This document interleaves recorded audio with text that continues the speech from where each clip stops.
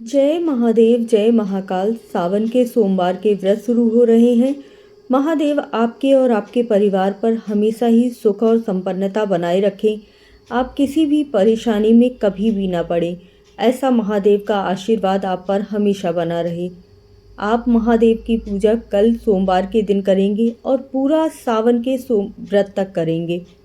अगर आपने घर पर शिवलिंग भगवान रखे हुए हैं तब आपको पूजन करना होता है, या फिर मंदिर जाकर पूजन करते हैं तब भी आपने अक्सर देखा होगा कि जो भी पूजा सामग्री चढ़ाई जाती है उसके कितनी देर बाद आपको भोले बाबा के ऊपर से सारी सामग्रियों को हटा देना चाहिए, क्योंकि नहीं तो पाप लगता है और आप भूल बस ही सही लेकिन पाप के भागीदार हो जाते हैं।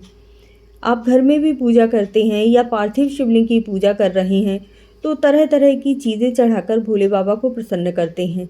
चंदन, अक्षत, फूल, धूप, दीप, बेल पत्र, बेल और साथ में धतूरा, फल रूप में अक्षत, काले तिल, जौ, बहुत सारी चीज़ें भोले बाबा पर अलग अलग मनोकामना पूर्ति के लिए चढ़ाई जाती हैं। लेकिन आपको यह सारी चीज़ें जब आप अपने घर में भी पूजन कर रहे हैं तो कितनी देर बाद हटा देनी चाहिए और उसके बाद अपने शिवलिंग भगवान को सुंदर स्वच्छ करके उसके बाद दोबारा से चंदन लगाकर और साफ़ करके पूजन करके और फिर अपने मंदिर में रखना चाहिए। या फिर अगर आप गमले में भी रख रहे हैं तब भी उनकी शुद्धता और सफाई का आपको विशेष ध्यान रखना चाहिए। कैसे पूजन करना है इसकी मैंने वीडियो पहले से ही डाली हुई है, तो चैनल पर जाकर ज़रूर देख लीजिएगा। आपका कमेंट करते हैं तो मुझे पता चलता है कि आपने वीडियो पूरी तरह से देखी है और आपको वीडियो पसंद आई है।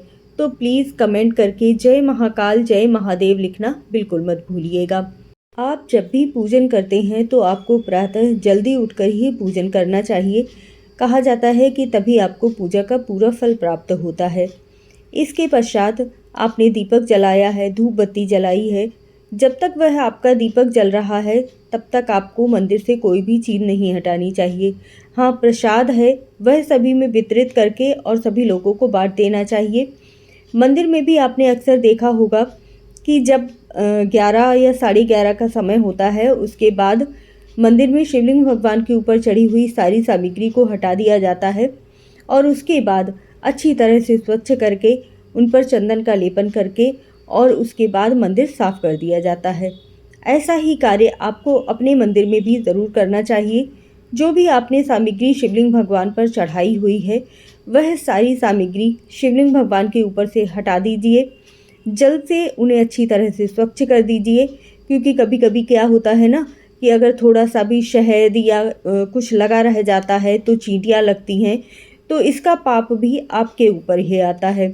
इसीलिए अच्छी तरह से स्वच्छ कर दीजिए, उन्हें जनेऊ अर्पित कर दीजिए और उसके बाद आपको अपने घर के शिवलिंग भगवान को अपने मंदिर में विराजित कर देना है। यदि आपने गमले में रखे हुए हैं तो गमले में विराजित कर दीजिए।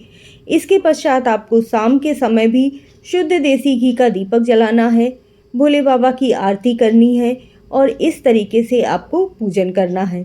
अगर आप पार्थिव शिवलिंग का पूजन कर रहे हैं तब आपको जब तक आपका धूप दीप जल रहा है तब तक आपको पार्थिव शिवलिंग का विसर्जन नहीं करना है। उसके बाद जब आपका दीपक बिल्कुल शांत हो जाए उसके 1-2 घंटे के बाद एक बड़ा सा पतीला ले लीजिए और उसी में आपको अपने पार्थिव शिवलिंग का विसर्जन कर देना है। फिर उस मिट्टी को ले जाकर, पानी को ले जाकर किसी भी गमले में डाल दीजिएगा। ध्यान रखिएगा तुलसी के गमले में बिल्कुल भी मत डालिएगा और किसी भी गमले में उस पानी को और मिट्टी को डाल सकते हैं। पार्थिव शिवलिंग आपको प्रतिदिन बनाना होता है और प्रतिदिन उसका विसर्जन करना चाहिए। इस तरीके से पूजन करने से आपको पार्थिव शिवलिंग का पूजन का फल प्राप्त होता है। वीडियो अच्छी लगी हो तो चैनल को सब्सक्राइब ज़रूर कर लीजिएगा। कमेंट में जय महाकाल लिखना बिल्कुल मत भूलिएगा। जय महादेव जय महाकाल। आपके ऊपर भोले बाबा की हमेशा ही कृपा बनी रहे।